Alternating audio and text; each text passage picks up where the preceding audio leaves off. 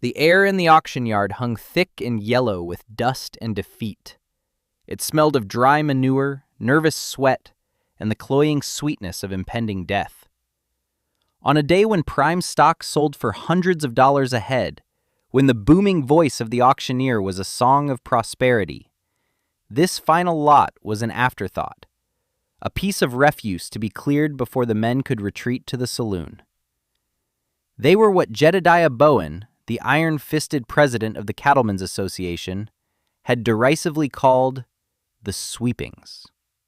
60 calves, give or take, huddled together in a pen of splintered gray wood. They were a miserable collection of bones and hide, their coats matted with filth and their breathing a chorus of wet, ragged coughs. They were the unlucky issue of a bad season, born too small, too weak, or too late, and now destined for a shallow grave. Ilara stood apart from the crowd of broad-hatted, confident men. She was a solitary figure, wrapped in a shawl the color of a winter sky, her face etched with a quiet sorrow that had long since settled into her bones. The town of Prosperity Flats had a long memory, and it remembered her father, Cormac, as a fool. He had been a veterinarian who spoke more to plants than to people, a man who trusted bitter roots and foul-smelling poultices over the clean, sharp sting of a modern needle. He had died in disgrace, his own small herd succumbing to a winter blight, while his neighbors, using new feeds and medicines, had mostly survived. Ilara inherited his worthless patch of land, his crumbling cabin, and his reputation as a purveyor of foolish, outdated notions. The auctioneer, eager to be done, barely looked at the pen. "All right, folks, last lot of the day. The fever coals from the southern range. Let's get 'em moved. Who'll give me $10 for the lot? $10 for the privilege of digging their graves." A low chuckle rumbled through the ranchers. It was a cruel sound. The sound of men secure in their success, looking down upon failure. Jedediah Bowen, a man built like a Hereford bull, spat a stream of tobacco juice near the pen. "More like $10 for the infection they'll spread," he drawled, his voice carrying easily. "Be cheaper to light a match to the whole lot." The auctioneer sighed. $5 then. Someone give me $5 to haul 'em away." Silence. The only sound was the wheezing of the calves and the restless prairie wind whistling through the slats of the fence. $1, a voice said, clear and steady. Every head turned. It was Ilara. Her voice, though not loud, cut through the masculine murmuring like a shard of glass. She stood with her chin lifted, her gaze fixed not on the auctioneer, but on the pathetic creatures in the pen. The auctioneer blinked, surprised. $1 from the lady. Do I hear two? $1 is a steal for 60 hides, boys, even poor ones." Bowen laughed outright now, a harsh, barking sound. "She wants to buy them? Let her! Let Cormac's girl have her father's folly. She can sing them her weed songs while they die." He turned to the man next to him. "They won't see the first frost. Mark my words." This was the deadline. The unspoken sentence passed down by the man who ruled the valley. The auctioneer, seeing no other bids and wanting only to end the day, slammed his gavel down. "Sold for $1 to Miss Ilara. Now, the association fee for unscheduled lots, and the pen rental, and the disposal waiver. That'll be $7 more. $8 total, miss." It was a final, petty insult, a tax on her poverty. Without a word, Ilara walked to the clerk's table. She untied a small leather pouch and carefully counted out 8 worn, tarnished coins. It was nearly every cent she had in the world. As she took the receipt, a slip of paper that was essentially a death certificate for 60 animals. She could feel the weight of every eye on her back. They were not just eyes of scorn, but of pity, the most corrosive sentiment of all. They saw a fool buying a pen full of death, a lonely woman embracing a foregone conclusion. They saw her father's ghost walking the same path to ruin. Getting them home was an ordeal. The 2-mile journey to her father's derelict homestead at the edge of the valley took hours. The calves, barely able to stand, stumbled and fell. Alara walked beside them, her voice a low, constant murmur, not of song, but of quiet encouragement. She nudged them with her hands, righted them when they collapsed, and pushed her own body against their bony flanks to keep them moving forward. The sun beat down, turning the dust of the trail into a suffocating haze. By the time she guided the last one into the overgrown pasture behind her cabin, dusk was bleeding purple and orange across the vast, indifferent sky. She did not rest. She brought bucket after bucket of water from the hand pump well, her arms screaming with the effort. Most of the calves were too weak to drink, their heads hanging low, their eyes dull and glassy. She dipped a clean rag into the water and patiently, calf by calf, moistened their mouths and wiped the crusted mucus from their noses. As full darkness fell, a profound silence settled over the small pasture, broken only by the rasping, shallow breaths of the dying. The sheer, overwhelming reality of her task crashed down upon her. 60 lives, flickering like guttering candles in the wind. The smell of sickness was a physical presence, a blanket of despair. She slumped against the weathered wood of the cabin, the rough timber biting into her back. Her hands were raw, her body ached, and a cold, heavy stone of hopelessness settled in her gut. Bowen's words echoed in her mind. A graveyard in waiting. The town's pitying glances burned behind her eyelids. They were right. This was not an act of salvation. It was an act of madness. She had spent her last dollars to purchase a field of corpses. Grief, sharp and sudden, pierced through her exhaustion.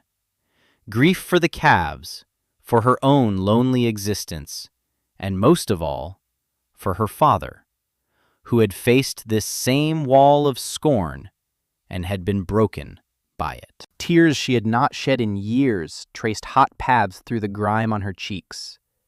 She was alone, with nothing but the memory of a failed man and a herd that was already dead. She sat there for what felt like an eternity, submerged in the cold, dark waters of despair. The prairie wind soughed through the eaves of the cabin, a mournful, empty sound. One calf, the smallest of them all, let out a particularly wretched, gurgling cough, a sound that seemed to tear its very lungs apart. It was the sound of finality. And then, something shifted. In the depths of her paralysis, a memory surfaced. It was her father's voice, not as the town remembered it, hesitant and strange, but as she knew it, calm, resonant, sure. Nature never wastes, Alara. Not really. The weakest branch feeds the soil. The fallen leaf protects the root. There is strength even in the things that look like they are finished. Her gaze drifted from the heaving flank of the smallest calf to the ground beside her porch. There, growing defiantly from a crack in the hard-packed, barren earth, was a single sprig of silver sage. It was a tough, bitter, unprepossessing plant that the cattle and ranchers despised. It thrived where nothing else would grow. Its leaves were a pale, ghostly green in the moonlight, covered in fine, silvery hairs. Her father had called it ghost breath. He believed it held a secret fire, a hidden warmth that could coax a struggling lung to work again.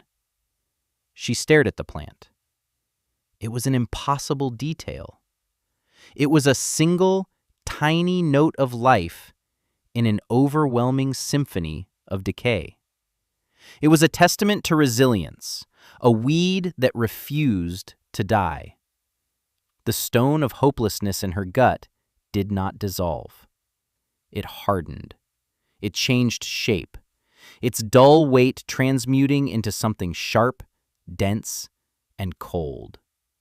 Her grief receded, burned away by a sudden, diamond-hard fury. It was a fury at Bowen's smug certainty, at the town's blind ignorance, at a world that discarded wisdom because it was old and quiet. Her sorrow for her father transformed into a silent, unshakable vow. They had laughed at him. They were laughing at her. They would not be laughing in the end. This was no longer about saving 60 calves. It was about vindication.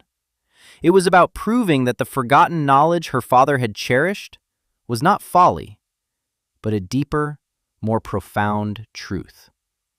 The tears on her face dried, leaving salty tracks.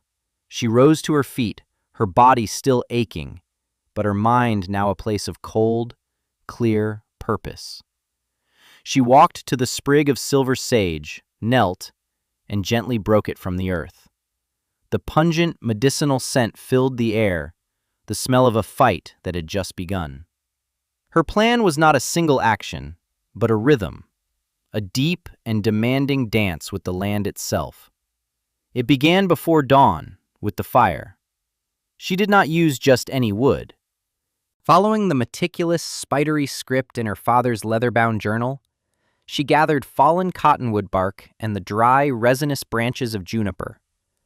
The smoke that rose from the fire pit was thick and aromatic, and she drove the calves, weak as they were, to walk through it. The smoke cleanses the outside, the journal read, but more, it cleanses the air they breathe. It is the prairie's own medicine. Then came the foraging. While the town's ranchers bought feed by the wagon load, processed grains and supplements that promised rapid growth, Alara walked the open prairie and the creek beds with a burlap sack and a digging tool. Her hands, soft from a life of quiet mending and housekeeping, were quickly scraped raw. She sought out the plants the other ranchers cursed and tore out. She dug for the bitter, gnarled roots of echinacea, which her father claimed could wake up the blood. She waded into thickets of stinging nettles, ignoring the fiery rash on her arms. To harvest the leaves, he said, would build iron in the bone. She gathered yarrow, willow bark, and the despised silver sage. Back at the cabin, her kitchen became an apothecary. The air grew thick with the smells of simmering herbs, a complex and often unpleasant aroma of damp earth, bitter greens, and pungent roots. She boiled the nettles into a dark, sludgy mash to mix with what little oats she could afford. She ground the echinacea and yarrow into a fine powder, and, one by one, she would gently open a calf's mouth and dust the powder onto its tongue. For the worst coughers, she created a poultice of boiled sage leaves and mud, which she would carefully plaster onto their chests. It was a messy, thankless, and bizarre ritual. One afternoon, Jedediah Bowen rode out to her property, a pair of his ranch hands flanking him like outriders. He sat high on his magnificent chestnut gelding, looking down at Alara as she knelt in the mud, applying a dark poultice to a calf that was shivering violently. Her clothes were stained, her hair was a mess of wind-blown strands, and her hands were coated in the dark herbal paste. Bowen's lip curled in a sneer. "Well, well, playing in the mud, Cormac's girl," he boomed, his voice dripping with condescension. "I thought I smelled a witch's brew on the wind." Alara did not rise. She finished smoothing the poultice before looking up, her eyes calm and unreadable. "It's breathing easier," she said, her voice flat. Bowen laughed, a booming sound that startled the nearby calves. "Breathing easier? Girl, you're just making its death coat. That's a graveyard in waiting you've bought, and you're the damn undertaker. You think a little mud and weeds is going to stop the fever that's coming? We're using triple-strength inoculants, the best science money can buy. What you're doing here? It's just pitiful." He gestured around at the small, motley herd. "You're a fool, just like your father, wasting your time on trash. When the shaking sickness comes through this valley, and it will, my herds will be standing. Yours will be rotting where they fall. This little hobby of yours will be nothing but a pile of bones." He gathered his reins, his point made, his arrogance sated. "Don't come crying to the association for a loan when your little pets have all gone to dust." He wheeled his horse around and rode off, his men chuckling as they followed. The dust from their departure settled slowly over the pasture. Alara watched them go, her expression unchanged. But inside her, Bowen's mockery did not sow doubt. It was fuel. It hardened her resolve from diamond into something even tougher. She turned back to the shivering calf, picked up another handful of the warm, earthy poultice, and continued her work. His words were a promise of her failure. Her silence was a promise of his. The days bled into weeks, and the weeks into a month. Alara's life found a grueling monastic rhythm. Dawn, the cleansing smoke. Morning, the long, arduous foraging. Afternoon, the brewing and the mixing, the patient application of her father's remedies. Evening, moving the herd. This was another secret from the journal. A static herd is a sick herd. The land needs to rest, and the animals need to move. It keeps their minds working and their bodies clean.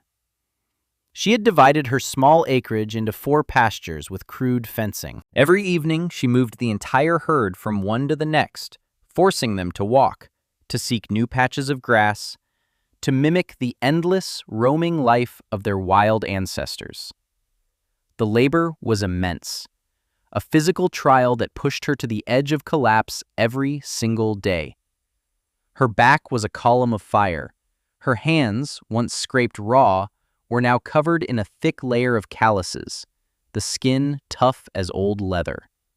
She grew leaner, the soft edges of her sorrow carved away by relentless effort, leaving behind the hard lines of muscle and bone. She moved with an economy of motion, her body becoming as efficient and resilient as the prairie weeds she harvested. And a strange thing began to happen. The work, which should have been soul-crushing, began to quiet her mind. The rhythmic chop of the digging tool, the steady stir of the kettle, the soft, trusting touch of a calf's nose against her palm, these things filled the spaces where grief and anger had once resided. She was not just building a herd. She was rebuilding herself.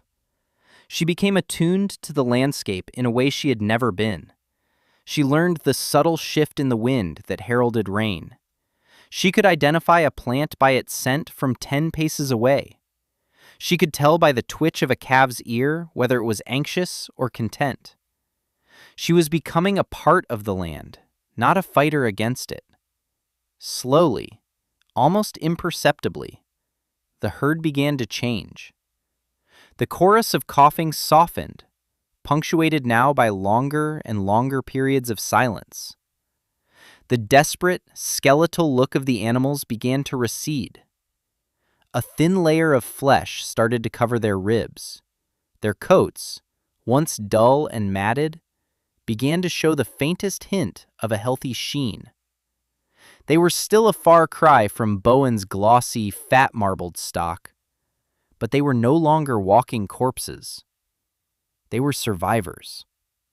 They were beginning to live. One day, she had to drive her small wagon into Prosperity Flats for salt and a few other essentials she could not forage.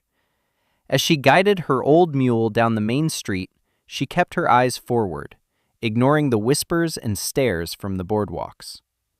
She pulled up in front of Silas Blackwood's general store. Silas was an old man, his face a roadmap of wrinkles, his eyes a pale, watery blue. He had known her father and, unlike the others, had never spoken ill of him, offering only a quiet, sad shake of his head after his death. Ilara entered the store, the bell above the door announcing her arrival with a cheerful jingle that felt out of place with her mood. "Just a bag of salt, Silas," she said quietly. Silas leaned on the counter, looking at her not with pity, but with a careful, appraising eye. He had seen her small herd moving in the distance from the second-story window of his shop. He'd seen them walking. "Heard you were running a boneyard out there, Ilara," he said, his voice a dry rasp. "The bones are starting to get some meat on them," she replied, not defensively, but as a simple statement of fact. He nodded slowly, his gaze drifting out the window to her wagon. "Your father, he saw the world differently. He listened to things most folks are too busy to hear." He turned and disappeared into the back of the store. When he returned, he was carrying not just a 20-pound bag of rock salt, but a thick, heavy wool blanket and a small sack of precious cornmeal. "I don't have the money for all that, Silas," Ilara said, a flush of shame rising to her cheeks. Silas pushed the items across the counter. "Put it on your account," he said. "I don't have an account." "You do now," he stated simply. He looked her directly in the eye, and for the first time in months she saw, not scorn or pity, but a glimmer of something else. It was respect. A small, quiet vote of confidence from a man who had seen enough seasons to know that the loudest voice in the valley wasn't always the wisest. "Winter's coming early," the old-timers say. "That blanket's for you, not the calves." It was a small gesture, but it landed in Ilara's soul like a spring rain on parched earth. It was the first crack in the monolithic wall of public disbelief. As she drove her wagon home, the extra weight of the blanket and cornmeal felt like a ballast against the world's scorn. She was still alone in her fight, but she was no longer entirely without allies.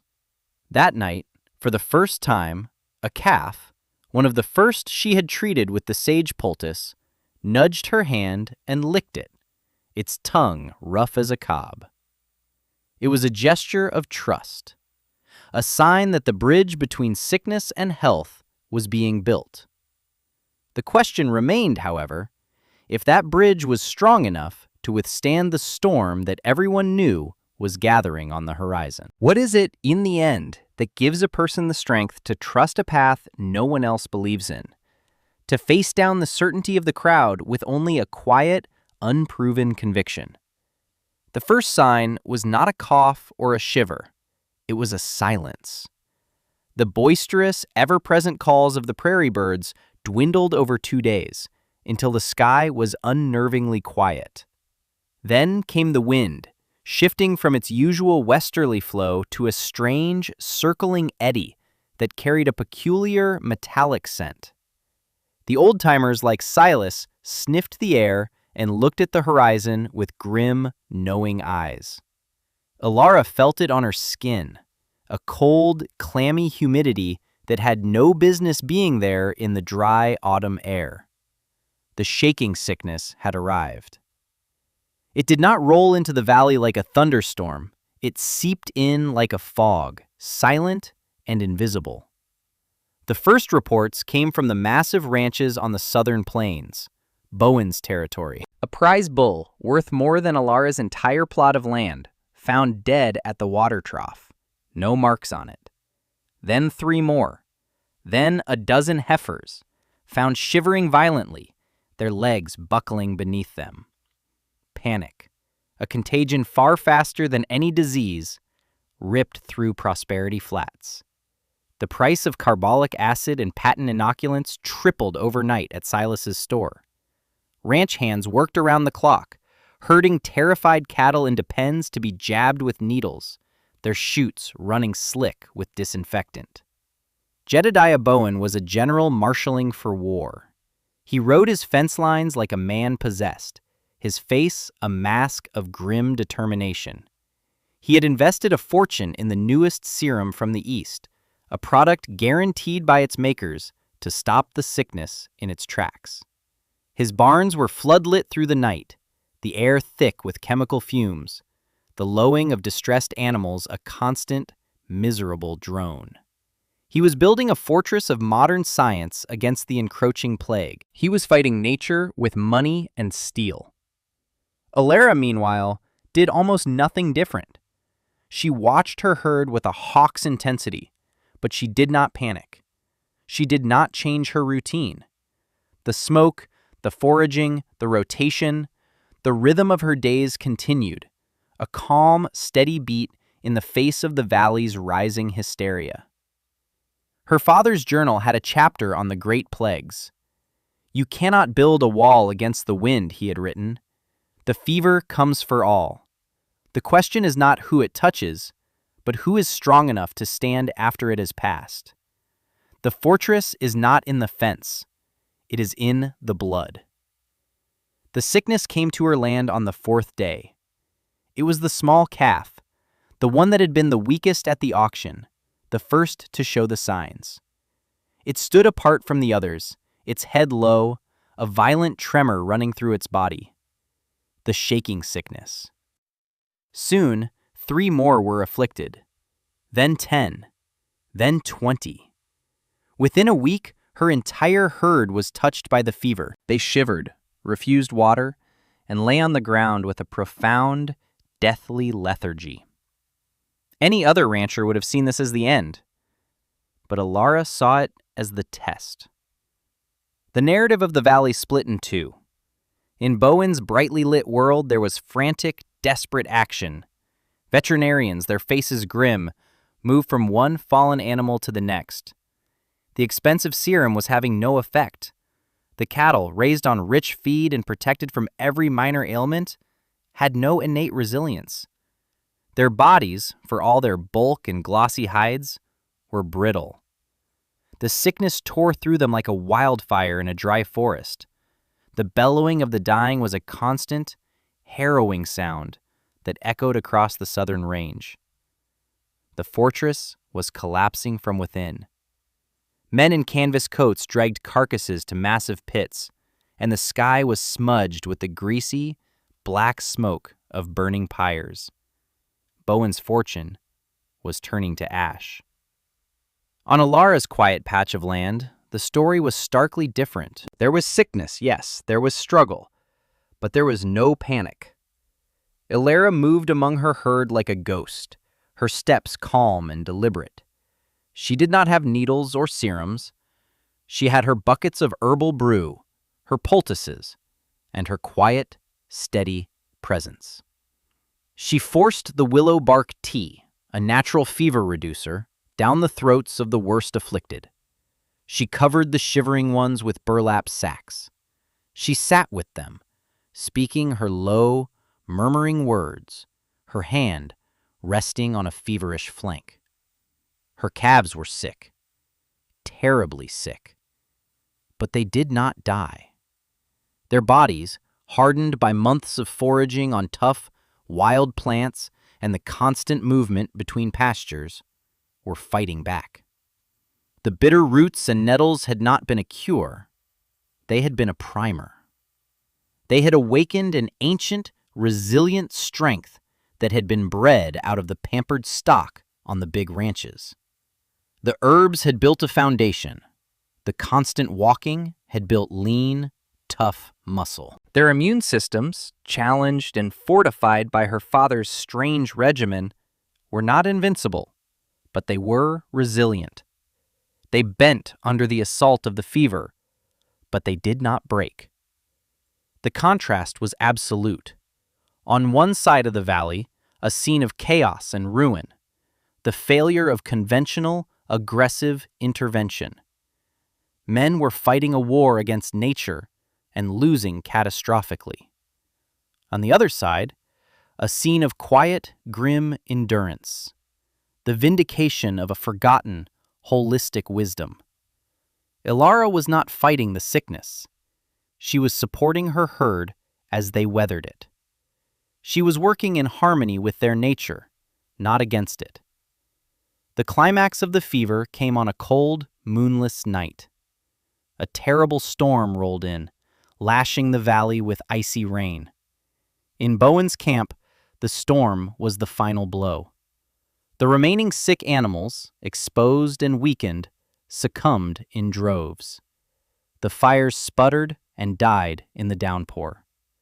The scene was one of utter desolation. In Ilara's pasture, the herd huddled together, their backs to the wind, a single, miserable, shivering mass. Ilara stayed with them, wrapped in the wool blanket Silas had given her, her own body chilled to the bone. She did not know if any of them would see the morning. She had done all she could. The rest was up to the strength she had tried to build within them. She had taught the grass how to bend. Now the wind would have its say.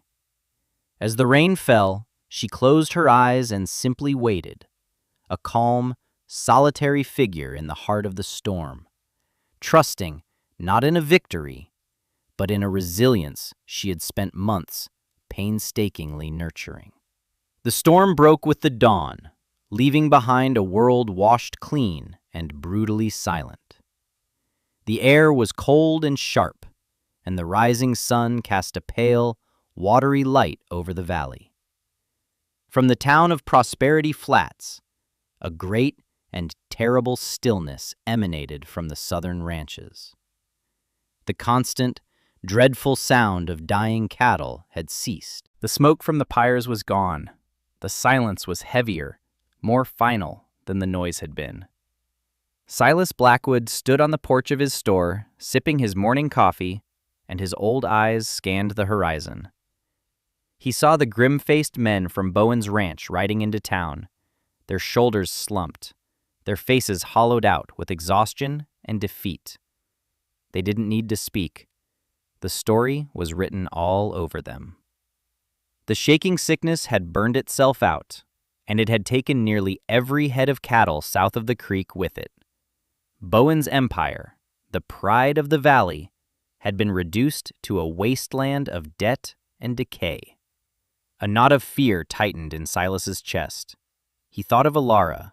He thought of her 60 pathetic calves, the sweepings of the auction. If Bowen's prize-winning, inoculated stock had been annihilated, what hope was there for her sad little herd? He pictured her alone out there, surrounded by death, her mad hope finally and cruelly extinguished. He felt a pang of guilt for the small encouragement he had offered, as if he had helped water a plant only for it to be struck by lightning. He couldn't bear the not knowing. Leaving his store unattended, he hitched his own sway-backed mare to a small cart and began the slow, grim journey out to Ilara's homestead. He expected the worst. He prepared himself to find 60 small corpses dotting the pasture, and a woman broken by the final, crushing proof of her folly. The air on the trail was thick with the smell of rot carried on the wind from the big ranches, a smell that confirmed his fears. As he crested the final rise that overlooked her property, he pulled his mare to a halt. He squinted, his heart pounding.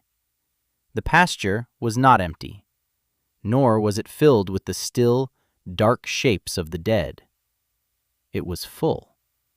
He saw them, standing in the morning light, steam pluming from their nostrils in the cold air. 60 of them. They were thin, yes. Some still looked weak, their heads hanging a little low. A few had a residual tremor in their legs. But they were standing. They were alive. All of them. It was impossible. It was a miracle. He urged his mare forward, his mind struggling to process what his eyes were seeing. He drove his cart right up to the fence line. Ilara was there, sitting on the top rail of the fence, not looking at him, but at her herd, a strange, unreadable expression on her face. She was gaunt. her face pale with exhaustion, but her eyes held a deep, quiet light. Silas climbed down from his cart, his old joints protesting. He walked to the fence, his gaze sweeping over the impossible sight. He saw the calves nuzzling each other, saw one scratch its back against a post, saw another take a long, healthy drink from the water trough. He turned to Alara, his voice a choked whisper. How? She finally turned her head to look at him. Her face was serene. She didn't smile, but the hard defensive shell she had worn for months seemed to have dissolved, leaving behind a profound, unshakable calm. Mr. Bowen tried to build a wall to keep the fever out, she said, her voice quiet but carrying with absolute clarity in the still morning air. My father taught me to build the strength to walk through it. It was a simple statement, an aphorism that held the weight of 100 nights of labor, 1,000 bitter herbs, and a lifetime of scorn. It was the entire story, distilled into a single, perfect sentence. Later that day, another rider approached. It was Jedediah Bowen. He was a changed man. The arrogance had been sandblasted away, leaving behind a hollowed-out shell. His fine clothes were rumpled and stained. His face was gray with sleeplessness and ruin. He rode not his proud chestnut, but a common workhorse. He stopped his horse a respectful distance from the fence, his eyes, like Silas's, locked on the herd. He looked at the 60 living, breathing animals, and then at the solitary woman watching over them. He had lost over 900 head. His life's work, his father's legacy, was gone. He had come to mock, but he now found himself in the presence of a power he could not comprehend. I don't understand, he stammered, his voice hoarse. My serum, the best vets. You tried to fight the storm, Alara said, repeating the core of her wisdom. These animals learned to bend with the wind. A desperate, avaricious gleam flickered in Bowen's eyes. He saw not a miracle, but a commodity. The only surviving herd in the valley. They were no longer trash.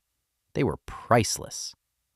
I'll buy them, he said, his voice gaining a fraction of its old command. I'll buy every last one. Name your price. I'll pay anything. I can rebuild. Alara looked from Bowen's desperate face to her herd.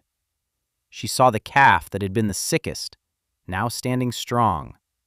She saw the trust in their eyes. They were not a commodity. They were a testament. She shook her head, a small final gesture. They are not for sale. The refusal was absolute. It was not a negotiating tactic. It was a verdict. Bowen stared at her, the last of his authority crumbling to dust. He had nothing left to offer, no power to wield.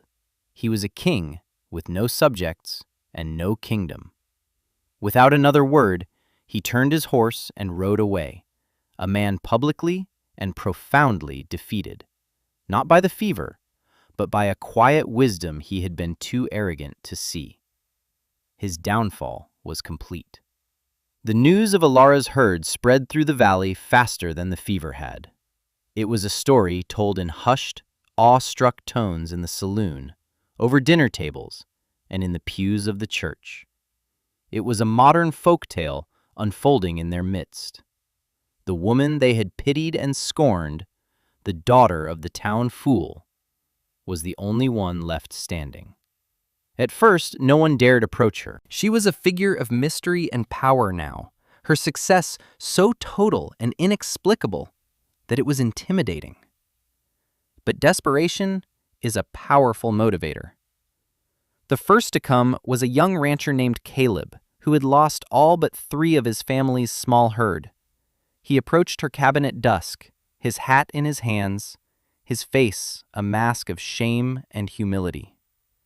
"Ma'am," he began, his voice cracking, I We laughed. I'm sorry. My father, he says you know things that have been forgotten. I don't want your cattle. I want to know how. I don't want to be a king like Bowen. I just want to survive the next storm. Ilara looked at the young man, at his earnest, desperate face, and saw not an enemy, but a student. She nodded slowly.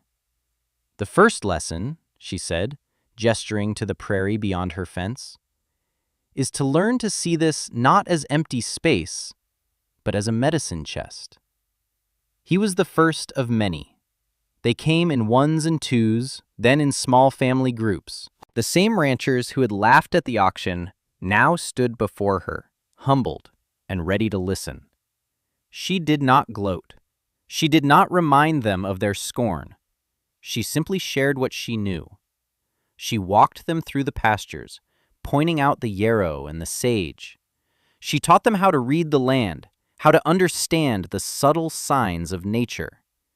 She shared the wisdom from her father's journal, and in doing so, she brought his memory back from the exile of ridicule and enshrined it as the founding principle of a new way of life in the valley. The community began to transform. The ranchers started keeping smaller, hardier herds. They learned to rotate their pastures, giving the land time to heal. They planted gardens of the herbs Ilara had shown them. They learned that resilience was more valuable than size, that health was more important than speed. They stopped fighting the prairie and started listening to it. The valley, once on the brink of total economic collapse, found a new, more sustainable footing. Its wealth was no longer measured just in the number of cattle, but in the depth of its shared knowledge. Years passed. The valley thrived in its new, quiet way. Ilara never became rich. She never expanded her herd or bought more land. Her father's small homestead remained her own. But she was the wealthiest person in the valley. Her wealth was the respect and gratitude of every family from Prosperity Flats to the distant mesas. Her small, once derelict cabin became a landmark, a place where people came not for commerce, but for counsel. She was no longer Ilara, Cormac's girl, the outcast. She was simply Ilara, the quiet matriarch of a valley she had saved by remembering what everyone else had been so eager to forget. Her herd, the descendants of the 60 dying calves she had bought for $8, remained a symbol of her triumph. They were not as large or as fat as the cattle of old, but their eyes were bright, their coats were thick, and they moved with the easy, resilient grace of animals that were truly at home in their world. They were living proof of a profound and enduring truth. True strength is rarely found in the loud, the new, or the expensive. It is not a wall built against nature, but a bridge built to understand it. It often lies dormant in the things we have discarded, the knowledge we have forgotten, and the quiet, stubborn wisdom that teaches us not how to conquer the world, but how to endure within it. It reminds us that the greatest value is often hidden in what appears worthless, and that the most powerful force on earth is the resilience of life that has been given not a command to obey, but simply a chance to thrive.